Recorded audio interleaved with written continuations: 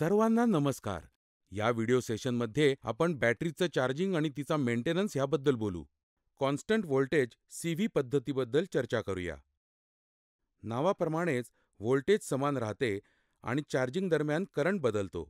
सुरू होण्याच्या वेळी चार्जिंग करंट जास्त असेल आणि जसजसे बॅटरी व्होल्टेज वाढत जाईल तसतसा तो कमी होईल. सोप्या भाषेत, जेव्हा बॅटरी व्होल्टेज कमी असते तेव्हा चार्जिंग करंट जास्त असतो आणि जास्त बॅटरी व्होल्टेज असताना करंट कमी असतो. यामुळे इलेक्ट्रोड खराब होऊ शकतात आणि बॅटरीचे तापमान वाढू शकते. त्यामुळे बॅटरीचे आयुष्य कमी होते. साधारणपणे जलद चार्जिंगसाठी कॉन्स्टंट व्होल्टेज चार्जिंग पद्धत कार्यक्षम असते, परंतु यामुळे बॅटरीची क्षमता खराब होऊ शकते. या फायद्यावर मात करण्यासाठी मल्टीस्टेज व्होल्टेज चार्जिंग पद्धत वापरली जाते. येथे चार्जिंग बॅटरीच्या व्होल्टेजच्या इतकाच रिओस्टॅट किंवा व्हेरिएबल रेझिस्टर वापरून व्होल्टेज ॲडजस्ट केले जाते. तुम्ही संपूर्ण बॅटरीमध्ये कनेक्ट केलेल्या व्होल्टमीटरने व्होल्टेज तपासू शकता. चला, स्थिर प्रवाह किंवा कॉन्स्टंट करंट पद्धतीवर चर्चा करूया. या पद्धतीत संपूर्ण चार्जिंग प्रक्रियेदरम्यान एक कॉन्स्टंट करंट वापरला जातो, ज्याला कंटिन्युअस करंट चार्जिंग किंवा CC म्हणून ओळखले जाते. ठराविक स्तर गाठल्यानंतर चार्जिंग थांबते.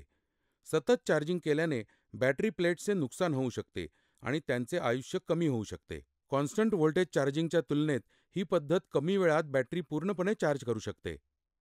कमी चार्जिंग करंट उच्च क्षमतेचा वापर प्रदान करते. एक लॅम्प बँक सर्किट तयार करा, ज्यामध्ये प्रत्येकी 200 वॅटचे 5 लॅम्प्स असतील. प्रत्येक लॅम्प त्याच्या स्वतःच्या स्विचद्वारे नियंत्रित केला जातो. चार्ज करावयाची बॅटरी, ॲमीटर आणि लॅम्प बँक या सर्व सिरीज सर्किटने जोडा. चार्जिंग दरम्यान बॅटरीची व्होल्टेज पातळी तपासण्यासाठी व्होल्टमीटरशी व्होल्टेज कनेक्ट करा. सर्किट चालू करा. वैयक्तिक स्विच वापरून लॅम्प चालू करून कॉन्स्टंट करंट चार्जिंगसाठी करंट मूल्य सेट करा. प्रत्येक लॅम्प अंदाजे 0.9 अँप्स करंट वाहून नेतो. जर तुम्हाला बॅटरी 0.9 अँप्सवर चार्ज करायची असेल तर फक्त एक लॅम्प चालू करा. तुम्हाला करंट रेटिंगपेक्षा अधिक बॅटरी चार्ज करायची असल्यास चार्जिंग करंटनुसार अधिक लॅम्प चालू करा. ॲमीटर वापरून चार्जिंग करंटची खात्री करा. चला, बॅटरीची काळजी आणि मेंटेनन्स म्हणजेच देखभाल यावर चर्चा करूया. विश्वासार्हता सुनिश्चित करण्यासाठी बॅटरीचा योग्य मेंटेनन्स करणे आवश्यक आहे. बॅटरी योग्य प्रकारे ऑपरेट करून तिचा योग्य मेंटेनन्स केल्यास बॅटरीचे आयुष्य 7 किंवा 8 वर्षांपर्यंत वाढू शकते. मेंटेनन्स अभावी बॅटरीमध्ये विविध समस्या निर्माण होत आहेत. कमी चार्जिंग किंवा ओव्हरचार्जिंग समस्या सामान्यतः योग्य बॅटरी मेंटेनन्सच्या अभावामुळे उद्भवतात. जर बॅटरीचे चार्जिंग व्यवस्थित हाताळले गेले नाही किंवा त्याची देखभाल केली गेली नाही तर ते दैनंदिन कामांमध्ये बॅटरीची क्षमता कमी करू शकते.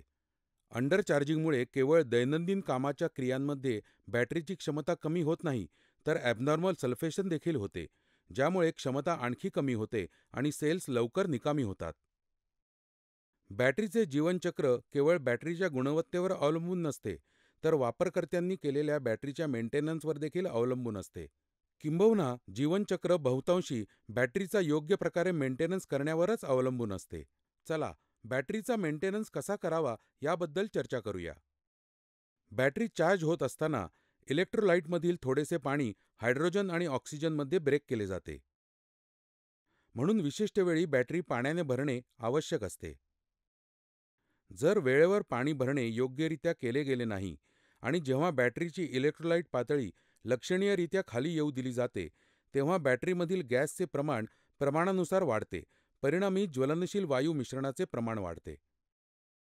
चार्जिंग सायकल सुरू करण्यापूर्वी प्रत्येक सेल नीट तपासा आणि इलेक्ट्रोलाइट पातळी सेपरेटर प्रोटेक्टरच्या वर असल्याची खात्री करा. नेहमी डिस्टिल्ड वॉटर किंवा पाणी वापरा. इलेक्ट्रोलिसिस दरम्यान तयार होणारा वायू बाहेर काढण्यासाठी बॅटरीमध्ये योग्य वायुविजन आवश्यक असते.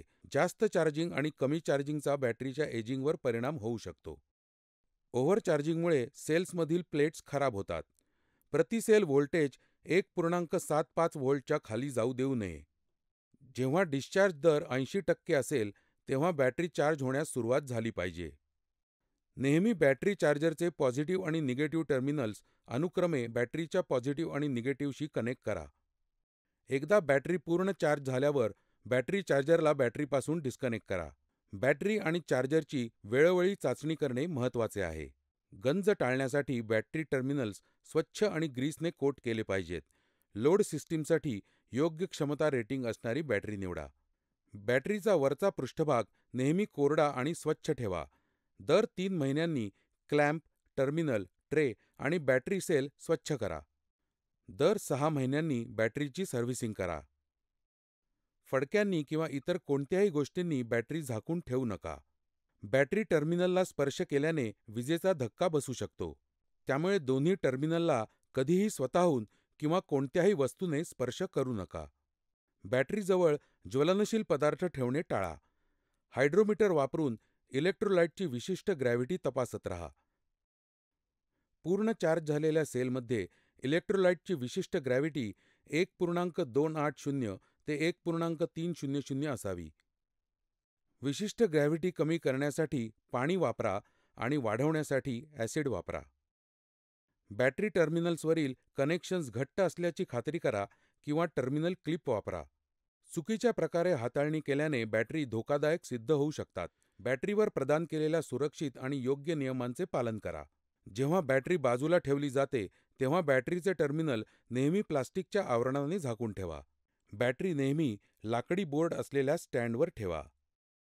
हा व्हिडिओ पाहिल्यानंतर मला आशा आहे की तुम्ही तुमची बॅटरी चार्ज करण्यास आणि देखभाल करण्यास सक्षम असाल. धन्यवाद. तुमचा दिवस चांगला जावो.